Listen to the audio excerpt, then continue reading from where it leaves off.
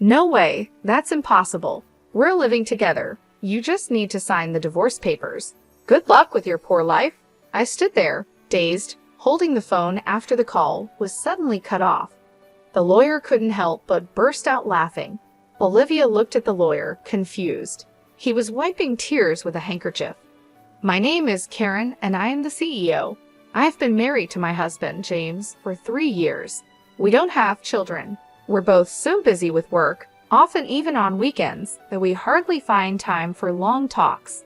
We mostly see each other in passing, so we try to sync our schedules for overseas trips during our long breaks.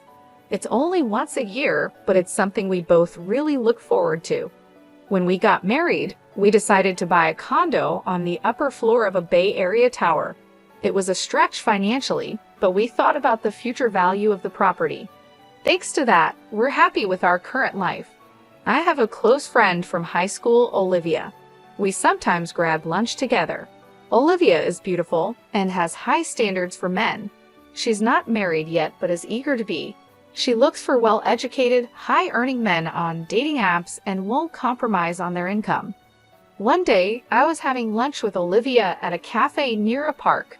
We went to high school and university together, even shared the same classes. That's why we've consulted each other about various things over the years, knowing quite a bit about each other's dating histories and types. During our student days, we shared both fun and sad times. Those are cherished memories now.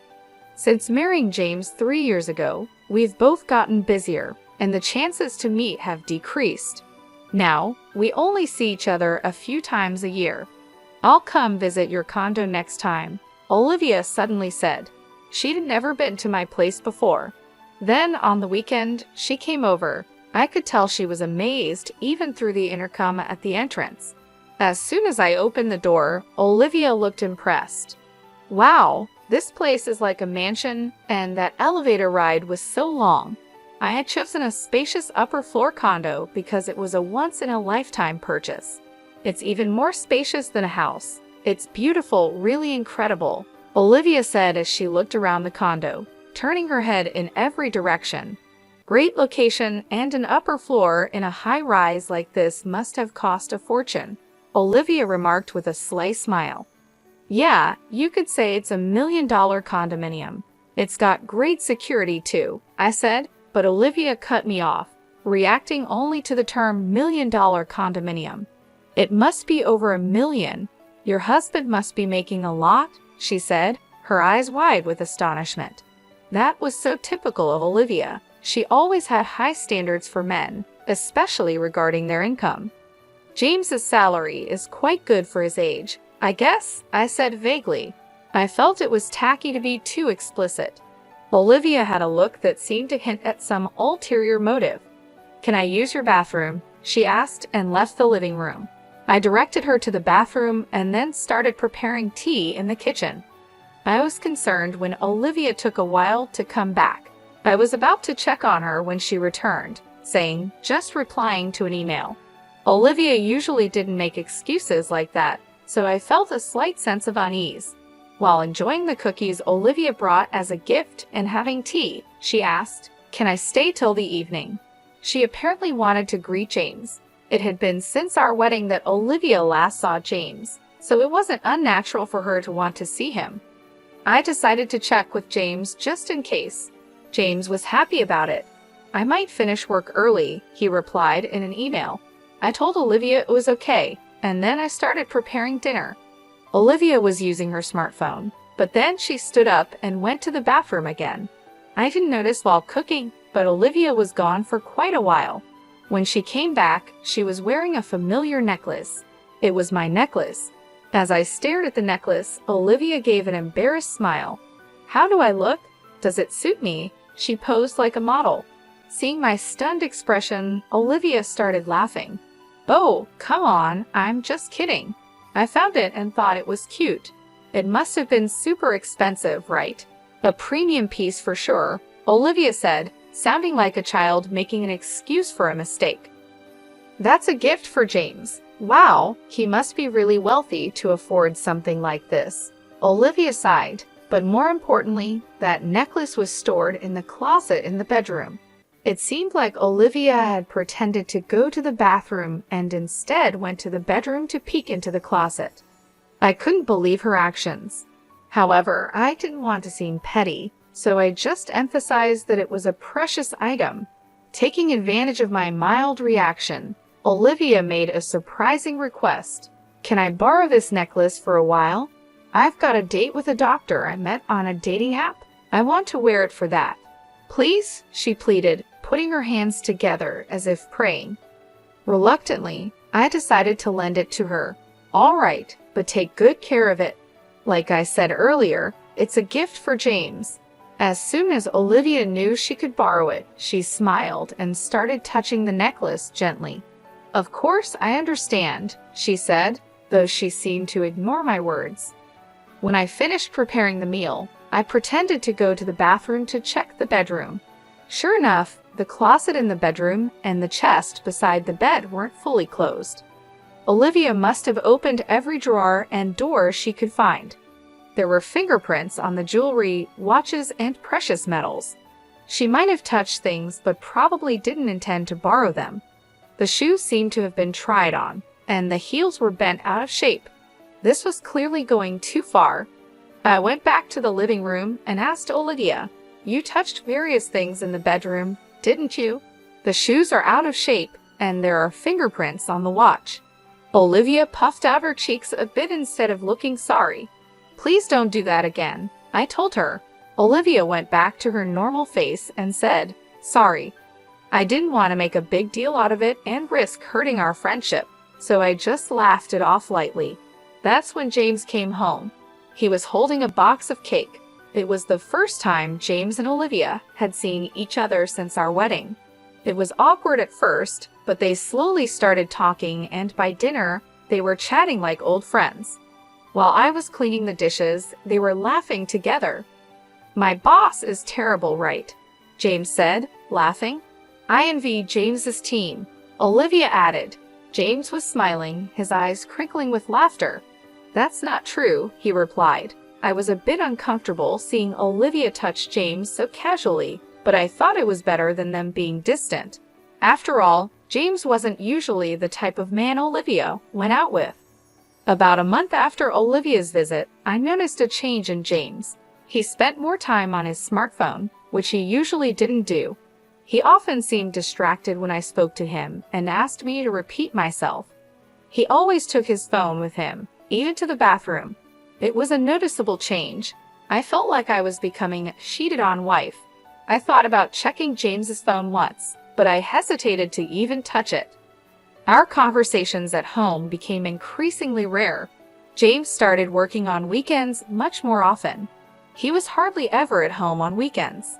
Originally, we barely saw each other on weekdays, but now we weren't seeing each other on weekends either. It felt like we were living separately, even though we were in the same house.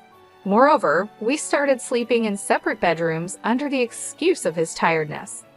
I was thinking about divorce or separation when I found divorce papers on the living room table. Upon closer inspection, James had already signed them.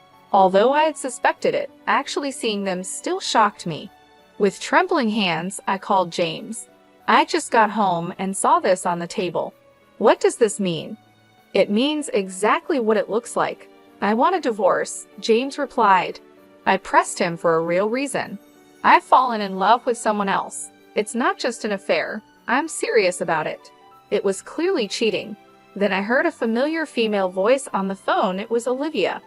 "I'm dating James now. I even want to marry him," she said. Though I had suspected it, hearing it confirmed made my heart race, and I broke out in a cold sweat. "I fell for James the moment I saw him at your house. We exchanged contact details and started messaging. One thing led to another, and here we are," Olivia explained. Her tone was harsh. Maybe this was her true nature. "James says there's nothing left to discuss. Can you just sign the divorce papers and send them off?" Olivia asked. I wanted to talk things over, so I asked her to tell James to come home. "No way, we're living together now. You just need to sign the divorce papers. Good luck with your poor life," she replied, and then the call ended abruptly. I stood there, unable to move for a while. After that, sleepless nights continued for me. James didn't come home. I couldn't bring myself to touch the divorce papers. They just sat there untouched. Furthermore, Olivia kept sending me multiple photos of her and James together, flaunting her relationship.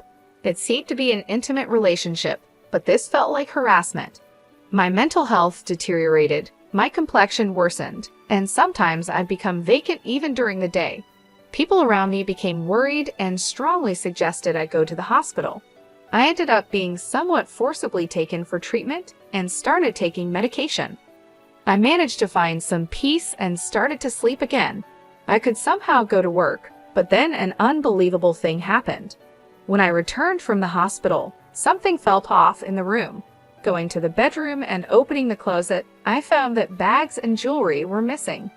The count of jewelry and watches in the chest was off too. There was only one person who could have done this. Why would she do something like this? What had I ever done to her?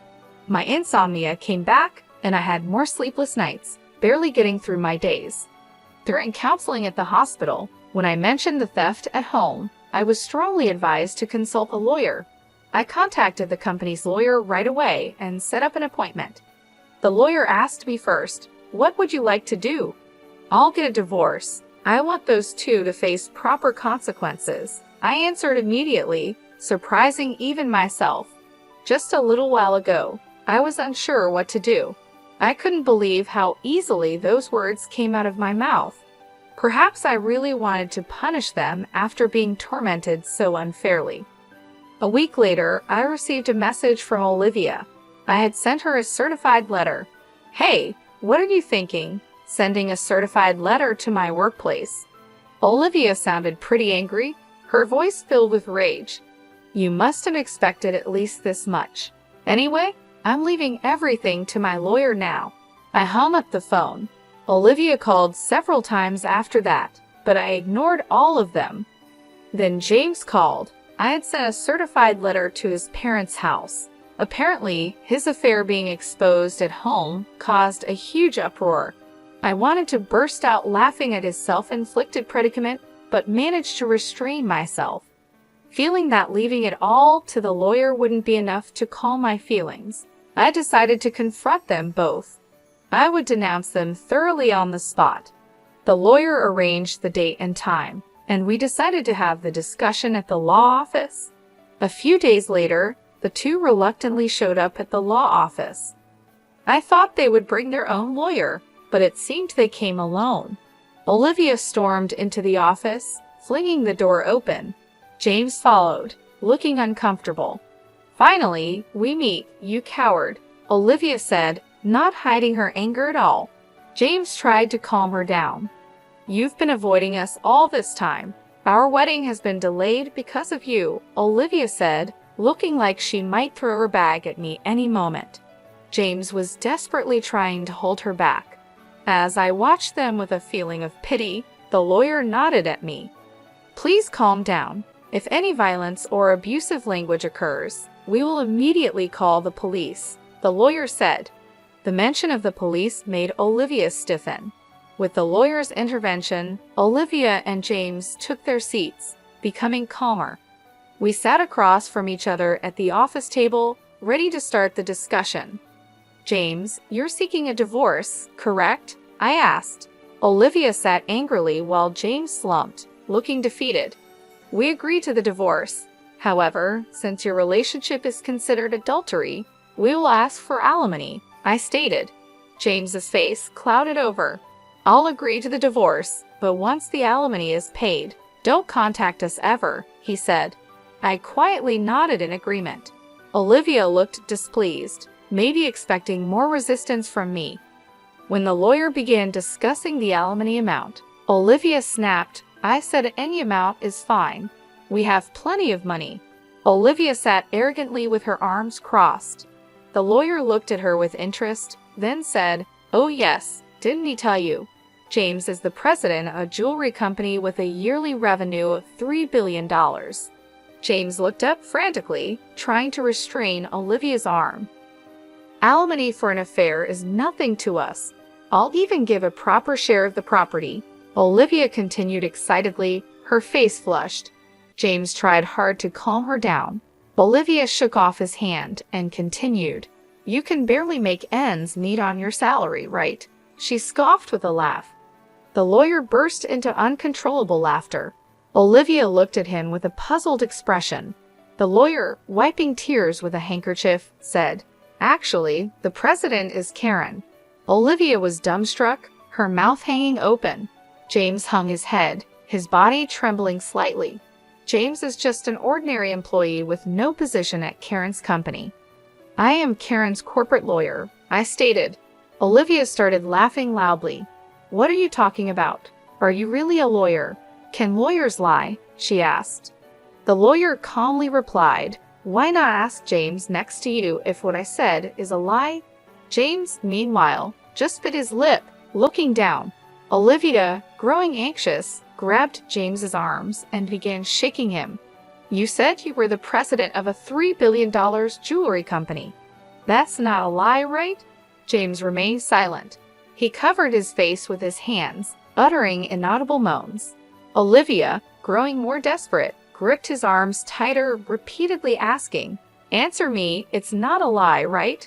James finally whispered in a raspy voice, "I'm sorry." The room fell into a deep silence. Olivia's strength seemed to leave her body, and she let her hands that were gripping James fall limply. "You said you were the president of a company making $3 billion a year," she muttered almost to herself. James's single apology had plunged Olivia into despair. She stood up, trembling. "It's a lie, right? There's no way you're the president." Olivia pointed at me accusingly. "Why didn't I know about this after all we've shared?" I spoke to Olivia calmly, as if guiding her. "Just because we're close friends doesn't mean I tell you everything, especially since you were so fixated on money. I had no intention of telling you." I looked Olivia straight in the eyes without averting my gaze. Olivia seemed to lose all her energy and slumped down. "Then that house, of course, the house is in my name, so James will be the one leaving," I continued. Olivia fell silent, and James continued to hold his head. James probably didn't want to come here. He knew this would happen. But if he didn't come here, things would be worse. It's hell either way for him now. James is left with nothing but hell waiting for him. The lawyer began to present the evidence. I had first gathered these photos of James and Olivia together. They were the photos she sent to my phone, now printed out. The lawyer placed a voice recorder on the table and played a recorded conversation. "Why would you send something like this?" "I just wanted to share our happiness with you." Olivia's voice filled the room, while James seemed to be holding back tears. "Hey, still clinging to the past. I want to divorce quickly. I know what you're clinging to, it's James's income. He's the president of a $3 billion jewelry company, right? You hid it because you thought I might take it," Olivia said, perhaps embarrassed, and covered her face with her hands. "Hurry up and divorce and leave that condo. It'll be mine soon. Too bad James didn't come back to you. I'll give you as much alimony as you want." "Poor thing. Your aim was the money, not James. I'm speechless at how you've been deceived, James." James looked down, tears spilling onto his pants. James and Olivia fell silent. "Do you think this is over? What else is there, Olivia? You broke into the house when Karen wasn't there and stole several items, didn't you?" the lawyer said calmly. James looked shocked, apparently unaware of this.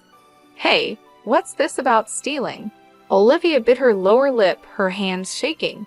"No, not me. I don't know anything," she said.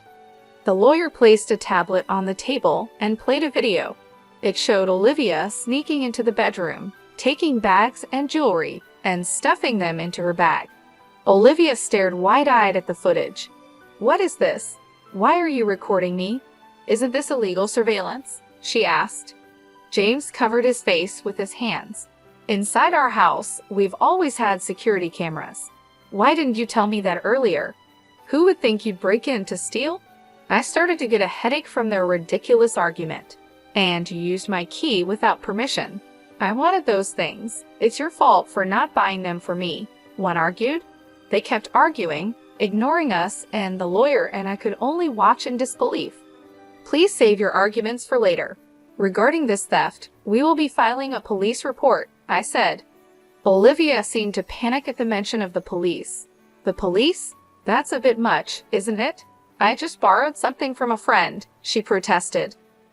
I never gave you permission to borrow anything, I replied calmly. Besides, you're not a friend, you were just a classmate. That's why I'm filing a police report. Olivia seemed to realize she was defeated, and her attitude turned gloomy. Don't say that. I'll pay for it. I'll make up for it. Just please don't call the police. Olivia started to kneel and apologize. I looked down at her and said coldly, "You're going to compensate. The value of what you stole is more than your annual income. Are you sure about that?" Olivia was speechless. And there's also the matter of the alimony. Olivia turned to James, pleading in a tearful voice. You'll pay, right? Even if you're not the president, you still earn well, right? James was silent, looking down. He can't pay it because he's about to be fired, I added. James looked up in surprise. That's right, since leaving the house, James has not shown up for work. Plus, with this commotion, there have been complaints from his boss, I explained. James looked like he might collapse on the floor. But there's still the property division, right? I'll pay with that, Olivia said, but that wasn't possible. Karen and James had a prenuptial agreement about property. You didn't hear anything from James, did you? He never told you the inconvenient truths, I said, looking at James with disdain. The lawyer placed the contract on the table. The agreement stated that if the marriage lasted less than 5 years, neither party could claim the other's property. Currently, they were in the 3 years of their marriage. Olivia tried to grab the document, as if to tear it up. You should handle that document carefully. It's a notarized deed, and you could be held legally accountable for damaging it, I warned her. At the mention of a crime, Olivia stopped. She then half-heartedly pleaded with James, James, you have savings, right? Use that to pay. James looked at Olivia with resentful eyes. What money? You always wanted sushi, steak, this, that. There's no way I have any savings left. It appeared he also had debts from questionable sources. Olivia's shoulders slumped. It was a pitiable sight. The glamorous appearance that used to make men turn their heads was gone. This was the result of the seeds she had sown herself. The two sat looking haggard and lost, muttering, "This wasn't supposed to happen. And what will I do now?" I decided to leave the rest to the lawyer and stood up to leave. Olivia, money isn't something you steal from others. It's something you earn through effort. After that, the divorce went through smoothly. I sent all of James's belongings back to his parents. His parents kept apologizing to me and even sent a letter of apology. Olivia was interrogated by the police for illegal entry and theft. My police report led to an investigation, and Olivia was arrested after admitting her guilt. Half of the stolen items had been sold, but I got the rest back. Despite the maliciousness of her actions, her show of remorse and intent to compensate suggested she might receive a suspended sentence. However, Olivia had other crimes. It was revealed that she had been stealing from men she met on a dating app, which meant she would likely face a prison sentence. No wonder she reacted so strongly to the mention of police and crime. James couldn't live in Olivia's apartment and moved to a 2-apartment on the outskirts of town. He's looking for a job, but his unexplained absences and poor attitude at his last job make it hard for him to get hired. For now, he's getting by with day labor. After the divorce, I threw myself into my work. Now, I'm expanding our company's jewelry line to Europe. The idea came after a trip to Europe that I took as a break from everything. During that trip, I had the chance to share a glass of wine with the owner of a jewelry store in Switzerland. We talked passionately about jewelry designs. The owner and I hit it off, and he agreed to showcase my company's jewelry in his store. The owner is a wonderful man who, perhaps because of his own history with divorce, understands my heart act. To be honest, I'm focusing on sales in Switzerland, partly to see him. It might be mixing business with pleasure, but I think I've earned this perk after all I've been through. That's how tough it has been for me. I receive regular updates on their situations from the lawyer after the divorce.